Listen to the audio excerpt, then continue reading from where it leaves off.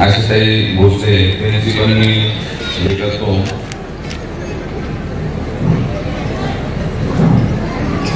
जे आपल्या लोकांना आपल्या मुलांना जे आज मोबाईल देत आहे त्यांनी त्यांना श्लोक सांगावे.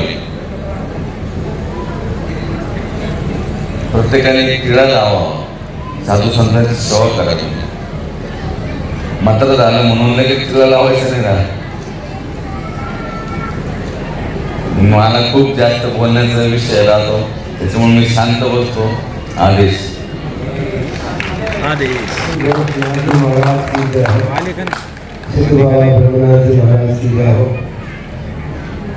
आज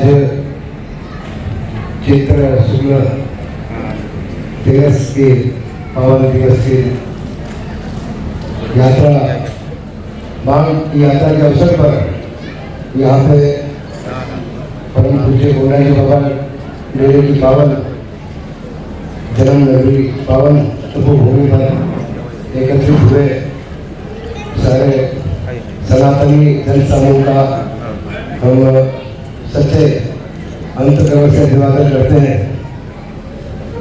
और यहाँ वैष्णव धाम के जितने भी पदाधिकारी सरपंच है, पदाधिकारी है, ग्राम सेवक है, हमारी आशाताई भोसले नाना खेर है, जितने भी गणमान्य नागरिक नामी गिरामी हमारे पावन ग्राम के सरपंच सारे का हम ब्रह्मनाथ मठ की तरफ से अंतकरण से अभिवादन करते हैं और मन में इस कामना करते हैं कि इसी तरह से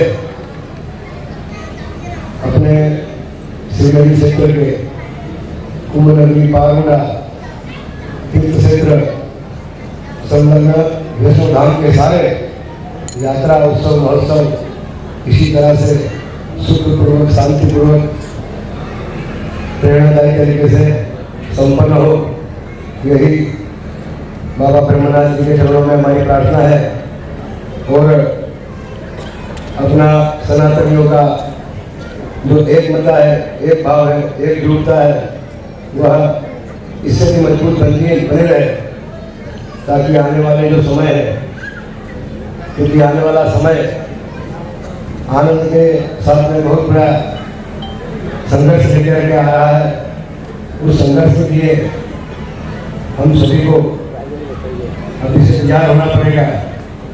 और माताओं बहनों से मेरा खास विनम्र निवेदन है कि समाज की धुरा, समाज के अंदर जो संस्कृति है, जो संस्कार है, उसका धारा प्रवाह माताओं द्वारा ही प्रवाहित होता है.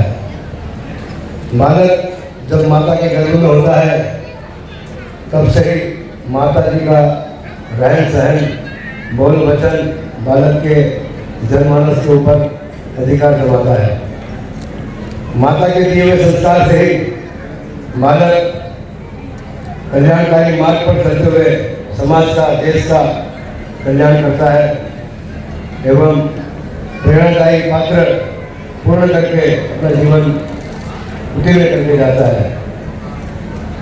आजकल की माता बहनें अपने बालकों को वही सुरवीर संस्कार, वही सनातनी संस्कार से भरपूर करके तैयार करें जो भारत देश को आने वाले संकटों से, होने वाले संघर्षों में बचा सके, इसकी रक्षा कर सके. धर्म की ध्वजा जो हमारा भगवा, जो हमारी आन मान शान है, जिसे महान श्रीमंत योगी छत्रपति शिवाजी महाराज ने लहराया, उनके बाद महान छत्रपति शंभुराजे शिवाजी महाराज ने लहराया. कितने ही नामी अनामी भारत माता के सपूत, भारत माता के लाल इस भगवान के लिए अपनी जान कुर्बान कर गए, अपना सर्वस्व न्यौछावर करके धरती माता की गोद में समा गए.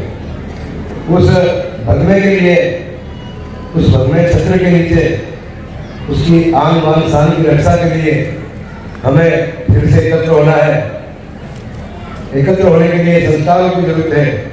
तो संस्कार का सिंचन माता बहन ही कर सकती है.